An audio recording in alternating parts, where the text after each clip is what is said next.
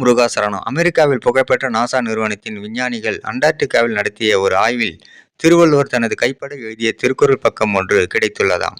பனியில் புதைந்து கிடந்திருந்த இந்த கார்பன் டேட்டிங் செய்து பார்த்தபோது இதன் வயது 3000 முதல் 4000 என்று தெரிய வந்ததால் அவர்கள் வாயடைத்து போயிருக்கிறார்கள். இது வெளியே வந்தால் தமிழ்தான் உலகின் தொன்மையான மொழி என்று நிறுவனமாகிவிடும் என்பதால் நாசா அதை அழித்துவிட முயற்சி செய்து வருகிறது. அங்கே பணிபுரியும் விஞ்ஞானி ஒருவர் தனது உயிரை பணிய வைத்து இதை வாட்ஸ்அப் மூலம் பகிர்ந்துள்ளார். அதனால் நாங்கள் உடனே இது அனைவருக்கும் தெரியப்படுத்த இப்பதிவினை பதிவு செய்கின்றோம். நாசா நிறுவனம் இந்த ஆதாரத்தை சர்வரிங்கிலிருந்து அழிக்க பார்க்கும் என்பதால் இதை உடனே பதிவு செய்து அனைவருக்கும் பகிர்ந்து கொண்டிருக்கிறோம்.